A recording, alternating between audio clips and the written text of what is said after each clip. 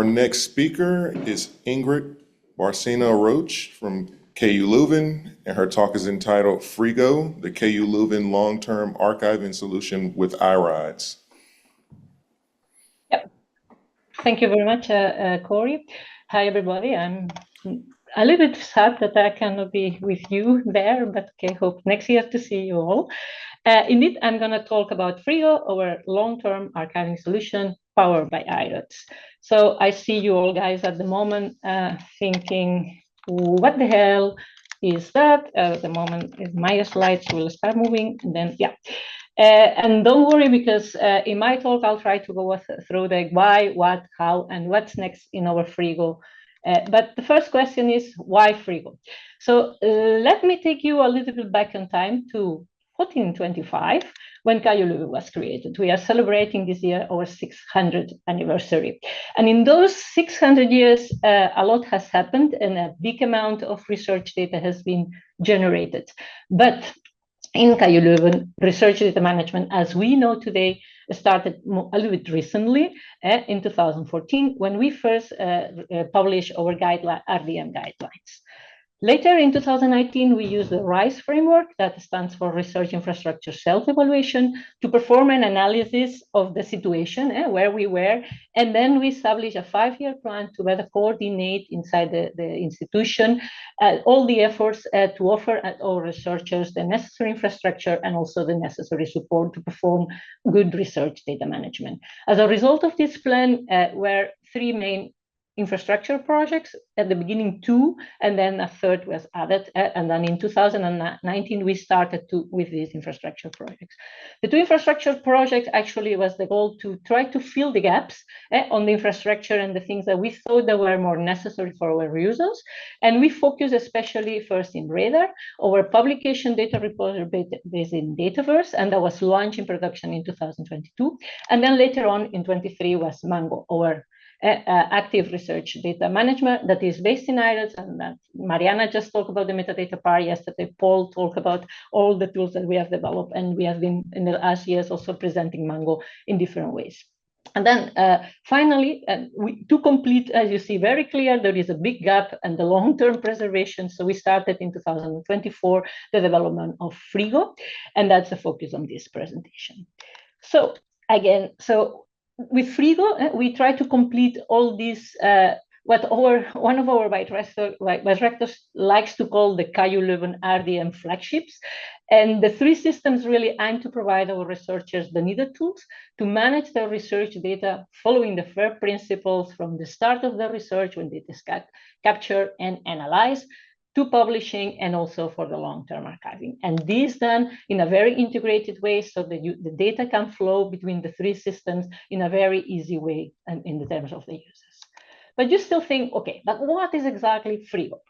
Well, FriGO, that actually in Dutch, there are a lot of Dutch speakers people in this presentation, it means fridge, is, as this image is suggesting, is a place to put your mangoes, preserve your mangoes for longer term. But actually, as we go a little bit more in the technical part, FriGO is the KU Leuven platform for long-term archiving of research data sets that need to be kept for reproducibility purposes or possible reuse. With long-term here, we really talk about the minimum of a retention period of 10 years. That is what our KU Leuven RDM policy established. A minimal set of metadata at the level of the data set is mandatory to ensure that the dataset is findable and properly described so they can be reused or examined in the future. The future is minimum 10 years, but could be even 25. Accessibility conditions, possible usage licenses, access restrictions, also needs to be clearly stated. Finally, all datasets lifetime has to be defined. So then we can establish an expiration date, and at that date we can reevaluate the relevance. As this data set still needs to be kept because it still is relevant for many reasons, or it can be removed. And if the data set is going to be removed, it needs to be documented as also established as requested in our RDM policy. So now you want to know how we did it, okay? So easily. So when we start this project, then we started to think on the architecture of FriGO. One of the first premises when we started was like, we want to reuse as much of the knowledge that we have and all the tools that we already have built over the last years. So of course, then the use of iRODS for this project was just obvious. We were not, that was the first decision. So we do have then what we have, storage. Obviously, we want to save some data for long term. We are using now two different storage systems, the GPFS or the IBM scale, spectrum scale that we use for the active the active part for Mango, but also we are using at the moment a Ceph cluster. For the production environment, we plan to replace the Ceph storage with cloud storage. On top of that, we use iRODS, of course, as a middleware that provides us all the logic of the project collections, user management, method functionalities, and automation via rules together with our Mango flow that is orchestrating the archive, the creation of the archive package. More about archive package in a minute. We have then a single call zone with three different areas. An in-transit area is where the packages are prepared, where the users can edit the metadata and review and do all the approval processing. We have then an archive area where the users then can browse and search the datasets that has been archived. And then we have the frozen area, that is where effectively the data is stored, and that's only accessible by administrators. Users can access the system via the Mango portal. Mainly, our portal can be adapted. So it's actually the Mango portal that capped via the view templates to only show what is relevant. And then eventually they can access via other clients, as like iCommands or PRC, although on this moment, we are not fully supporting that possibility. Before we continue, a little bit about the FriGO archive package. What is, for us, an archive package and how a data set is converted in an archive package in 4-step process. The first step is, once given a selected data set, to export all metadata at the level of collections and objects and convert and turn it in a sidecar JSON file.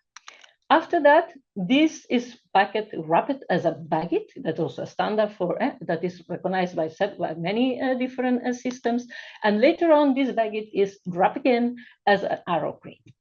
Finally, all this is packed as a one single file and in a tar format.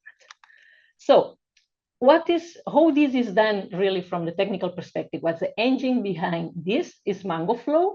That what does first, when the selection, the data set is submitted, launch a celery task that query all sub-collections and sub-collections. So we have a task per collection in the data set, and in that, and that will create as many tasks as collections, and for every collection, a task is also started where all the metadata is queried, and then a manifest, what we call the mini manifest, and a mini tar is per collection, a tar and a manifest is created. All these, what we call mini tars, then are aggregated in another task that loop over all these tuples, the mini tar and mini manifest, to aggregate it as a one manifest and a one tar. And finally, this tar is in another task. From using the manifest, an arrow crate metadata JSON is created. And in that way is the package generated. So, but how that is the back end of the system, that's how it works, how we do the packages, for how this it looks from the researcher perspective. A researcher can submit from Mango portal in the active zone, can select a data set and fill a minimal metadata for starting the process. The minimum that is requested is selected in which FriGO project the data set has to be archived, and a title. Then later on, from Mango itself, from the active zone, we have what we call the FriGO lobby, that actually is a window to the call zone, the real FriGO zone. So from there, they can still review the metadata, keep working on all the metadata that is requested, that is mandatory, and then submit the data set to the FriGO, to the creation of the package. So when they submit, the creation of the package is generated, and the data set tar, and also a copy of the arrow crate JSON file is also outside the tar generated. Then it's submitted for archival, and at that point already, the user will see an expected cost of retrieval with the current price. Of course, if you retrieve in 10 years, the price will be different. At the dataset level metadata, and I say minimal viable product is that we have started the pilot with these, but we will envision to enrich these with the feedback that we are getting both for the users and from the research data management data stewards. But basically now the user has to provide the title, description, author, and the lifetime, and then some of the metadata is added by the system cells as a default license if none has been defined by the user, a publish date, that is the date when the tarring, the archive package was created, an expiration date, that is that date of the creation, plus the lifetime that has defined by the user. An approval process, so when the package is created, this data set enters in the approval, and then a manager, a PI, normally the manager of the project or a PI, can go to the Mango portal in the lobby and see the data set and review all the metadata and decide that is ready for approval, of that's worth to be archived, and then can approve it. Then the data set enters in the approval phase of that to the RDM support. Why we do that?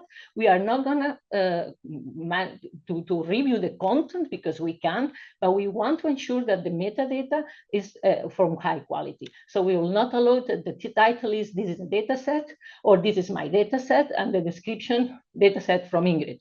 So really it needs to be the metadata that helps someone that will try to recover this or reuse this system in 10 years, that understand which data is there and why I need this. It is a data set that is valuable for me. So when the administrator decides that this is correct, decides that the system, the data set can be archived, and then we copy the metadata JSON, the iRODS JSON in the archive area, where the users then can access and browse and see which data sets are, and the tar itself, the content, is moved to the frozen area that is completely closed and only the administrators can access it. The retrieval process happens similar. The user goes to the Mango, it has to the cold zone, not from the Mango lobby, but has to go to the cold zone, to FriGO, has to connect to FriGO, can search and select and browse the data set and submit it to retrieval. At that point also, an estimation of the cost of the retrieval will be shown. While we are doing this, because we expect to move to the cloud, where often there is a retrieval cost associated with it. So the user, then the data set goes to be approved for the manager, that also can reject or decide that that's not worth the money. And then if he approves, then the administrators retrieve the data set, and this data set is available again in the in-transit zone that is ready to download and import wherever. But we are working also that from the in-transit zone, we can recover completely, import the data set in Mango in the same form as it was when it was generated. So it will be unpacked and then will be then completely, again with all the collections and all the metadata, the collection level and objects as it was in iRODS included in the data. The delete process is again similar, and is still not available because we expect that delete will be a little bit later, but we plan to have this ready for production. The same, the user select and then there is the two approvals. Important is because our RDM policy expect that you document the removal of data. The data will be removed, but the data set, the iRODS JSON stays in the system with the necessary metadata of the reason of the removal. So that could be for reference search and found in the future. What are the next? So we are now in the road to production. We started in March our closed pilot with about 30 projects. The moment is a little bit quiet, I would say, and we want to activate our users a little bit. So now in the summer, we plan to create some kind of feedback session where we will more actively asking them to use the system and to provide us with the necessary feedback. And then from September, if everything is okay, we will open the pilot to all users on the KU Leuven.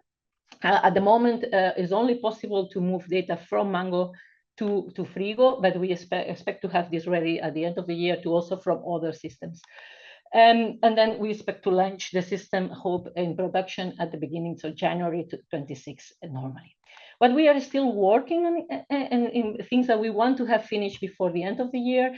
is be able to modify the metadata in the archive package once that package has been created. At the moment, if the dataset is rejected, then you need really to start again the full process to modify the metadata, what is not really very convenient. Expansion of all dataset level metadata, we are receiving a lot of feedback, and we expect that this minimal dataset will grow, although we want to keep it more or less limited to ensure that it's not too much work for the users. The dataset retrieval, as I say, from FriGO to be able to go back to Mango in one click is also something we want to have finished, and we are working it on the data deletion. We want to open the possibility that data that we offer over central services. So over storage central services, we want them to be sure that also from those other storage systems, data can be stored for the long term in FriGO. Of course, then the metadata, the good aspect that we have in iRODS, where the data objects and collections can have metadata, will be, those datasets will not have, or depending on from which system they come, will not have. So that's of course the case, but at least the dataset will have the metadata necessary on top to describe the dataset. We want to perform a little bit more scalability tests. We have now already been able to pack collections up to 3,000 or 5,000 different sub-collections. Mustafa can correct me in the chat if the 5,000 is not yet, but actually we want to go a little bit further to see how far we can get, also the size of the data sets, etc. We want to also, very important, document best practices on how you create a good data set. These data sets, this is not just a parking of data, it's just not a place where you put data and forget. It's really about making this data set reusable and that you can use it for reproducibility. So what is the best practices? How big should be a data set to make it a good? What is how this metadata has to be defined? And finally, and last but not least, of course, we will need to work on what will be the price. It's not going to be cheap, free, but will be subsidized. But of course, we need to define what is the financial model. We are talking here about 10 years. That adds a little bit of complexity on the financing. And then how we are going to invoice this to the users. And we have to have this, of course, ready for production. As we have done already for Mango and all the tools and the metadata, we plan to open this open source. Of course, we are waiting first to have it all well finalized, but we expect and hope to have this open somewhere in 2026. But if you are very interested on it and you want already, talk with us, and we are open to give you to let you test earlier. And finally, it really takes a village to create FriGO. And this couldn't have happened with the fantastic and amazing team that we have at KU Leuven. And I really want to thank them for the amazing thing they did. It's really a teamwork and has been a lot of talking and a lot of nice development. So thank you very much, guys, to be so amazing. And finally, that's it. Thank you very much. I hope you enjoyed the talk, and I'm really open for questions. I have a lot of nice slides where I show the screen shots of the system, but that was a little bit too crap. But if there is a lot of interest, I can make it a lightning talk of it if someone wants to. Thank you very much. All right. Do we have any questions?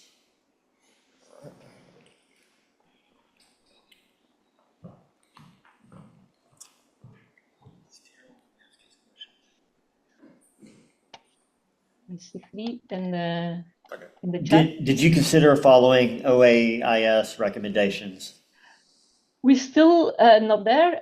We are talking with our colleagues that does the publication repository radar based on dataset, but we are not on the moment doing these recommendations. But we will look at it probably now.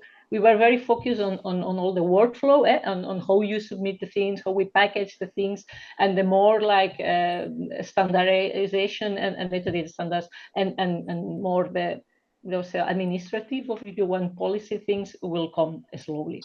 But for sure, it's something to look at. All right. We have another question from the room. Hi, Francisco from SORF. One question that I have is regarding the scalability. I understood from the slides that there is a potential to archive up to 2.5 petabytes of data. How far have you reached so far with the scalability tests? What we have now, I'm gonna go back because I have some notes in case the question come. We have managed to go to data sets up to 5 terabytes, and as I say, 3,000, 5,000 sub-collections, and a maximum that one file, 1 terabyte. But I think even the 1 terabyte, I think was 3 terabytes per single file. This was we will go further on that. This was just before launching the pilot, and because we wanted to make the pilot also that we cannot submit anything, because they have a maximum quota from 20 terabytes per project. So this was okay, but we planned that from now till the summer to see how far we can get and to see where the system gets broken. And probably we'll have to rethink some of the workflow and when we find the limits, because we expect. But also one thing that we are already seeing immediately, because some users will come and say, I have a data set of 20 terabytes and I want to put it in FriGO. But is that the best way to do it? And that is where the best practices come. What is the right size of a data set to be safe for long term? And that's a little bit, maybe it's not so convenient to get a data set of 20 terabytes that you have to retrieve completely when you want one of the files or a subset of those files. But we will perform for sure more, and we can put it published in the. Okay, and the second question is related to the costs that you mentioned when they are retrieving the data after it has been archived. There are some costs. Like what are these costs related to? Yeah, these costs are there for 2 reasons. A little bit control of the abuse of the system. The people that, because we plan to position FriGO, because it's cold storage cheaper than Mango, the people don't use FriGO as because it's cheap, I put it and I continuously retrieve, because that's not the purpose. But the second reason is because we plan to move the current Ceph that is on-prem probably next year to go with this data to the cloud. And in the cloud providers, when you go for Deep Archive and this kind of cheap storage, is always a retrieval cost associated. So we plan this retrieval cost to invoice directly to the users. And that's why it is important for them that they understand the cost that will be associated with this retrieval. Okay, thank you.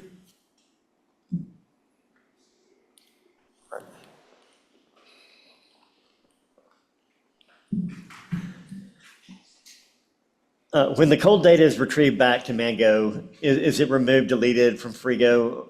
Are there versions of these data? Are there versions of these data sets? Can anyone edit, update the metadata, but not the data set itself?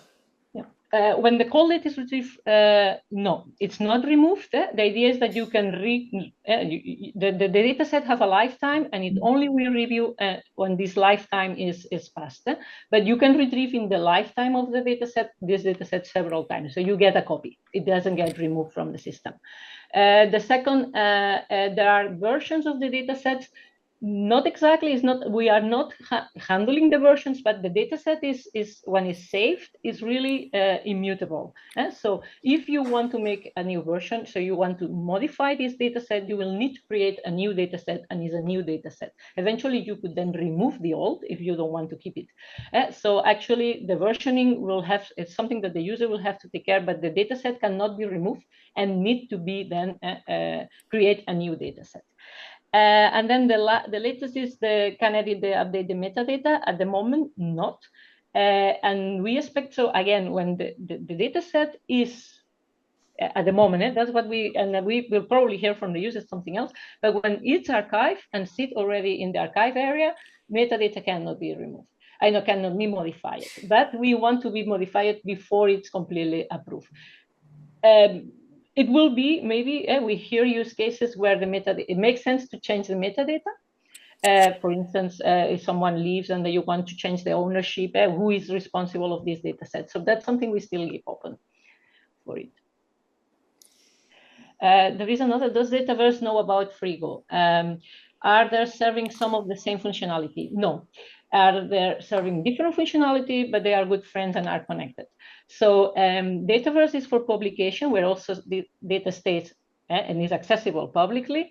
It stays 10 years, but we expect that some data sets of Radar, that's our Dataverse, sometimes will be kept longer than the 10 years that are insured in Dataverse, but then they will move to FriGO. So that will be not immediately available, but they will be able to be retrieved. That's something we still need to work on it, but that's going to be the workflow. So data eventually will go from Mango to publish a part, Radar, another part to FriGO, because it's, for instance, raw data that needs to be kept.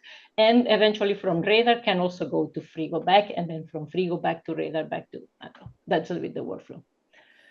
All right, we have one more question from the room. Hi, that's Jan from the George Washington University. The question I have is, what is the incentives for the users to use FriGO? Are there requirements set by the institution or university? And the second question I have is, if the data currently already has metadata in iRODS, how do you add to it when you package it in FriGO? Add to that metadata, or how do you handle the existing metadata?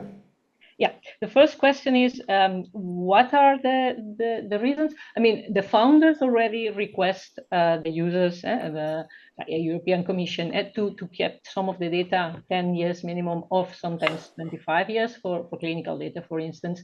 So the users actually, they have the need, and they search a solution already for, we hear that already for years, we need a cold storage solution. And you could say, oh, they have Mango, they put it in Mango. What we are trying, the motivation to use FriGO instead of Mango is the price. So we will keep the active area more expensive than the cold storage. But also a motivation we also want, and that's also important, that use FriGO, it goes beyond just putting data in an external drive and put it in a closet. You need to do a little bit of effort. Is a little bit of an extra work from them, but we want to ensure that when we want to show to them that by doing all this work of creating the data set properly, adding the metadata, actually you are helping yourself or whoever is going to use this data later. So you are making this data also fair, reusable, exported. That's why we are using Bagit or Crate to be able to export and import this data from other systems. The second question about the metadata in iRODS, yes, I went very fast because I was afraid of the time, but actually when we create the package, in the first step, we loop over all data sets, the data set and all the collections and data objects, and we extract from iRODS, from the database, all metadata that is at the level of collection and at the level of the data object, and we save that as a sidecar JSON file together with the package. So this data set, this metadata gets not lost when the data gets archived in FriGO. All right. Thank you, Ingrid. That is very fast. That what kind of data goes to FriGO? Research data that has to be kept, but is not active anymore. That's the summary. All right. Thank you.